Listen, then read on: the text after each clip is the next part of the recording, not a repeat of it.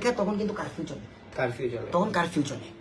গাড়ি আরেক জায়গায় রেখা আমি আরেক দিক দিয়ে রিক্সা দিয়ে গেছি, তার সাথে একটা বাইক নিয়ে এসেছিল, তার সাথে আস্তে করে হেলমেট পরে চলে গেছে। মানে আমাদের যে ওই জায়গায় একটা মিটিং হয়েছে আমাদের, ওখান থেকে লিভ শেষ, এই ম্যাটার শেষ। বাসায় আসার পরে রাফসান আমারে হোয়াটসঅ্যাপে কল দিছে।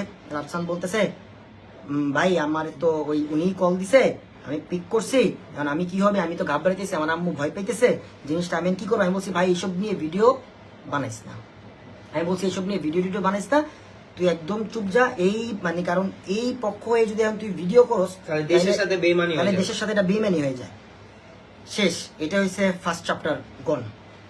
তারপর থেকে আমার যেই ফ্রেন্ড যার কল রেকর্ড আপনারা শান্তনু কায়সার ভাইয়ের ইত্যাদি শুনছেন, আসলে আমি ওর সবসময় ভালো চাই, কারণ আমি চাই না ওর কোনো ক্ষতি হোক।